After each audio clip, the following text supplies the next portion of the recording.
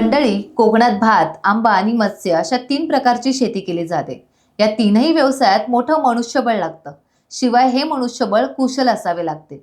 सध्या कोकणात या कुशल मनुष्यबळाचा मोठा तुटवडा निर्माण झालाय. आंबे काढायचे म्हटले तर नेपाळी गुरखे आणावे लागतात. मासेमारीसाठी स्थानिक तांडेल, खलाशी मिळणं फारच कठीण झालंय.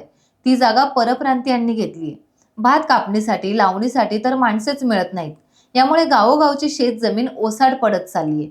ही परिस्थिती अशीच बिकट राहिली तर शेती करणार कोण आणि या जगाचे पोट भरणार कोण? तर त्याचं उत्तर आहे विज्ञान.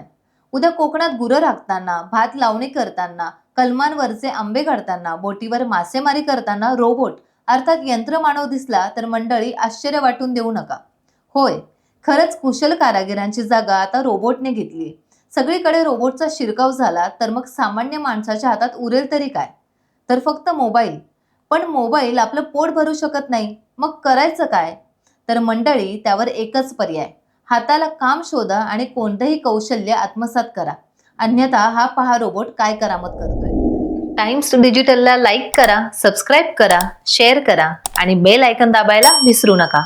पाहत रहा टाइम्स डिजिटल.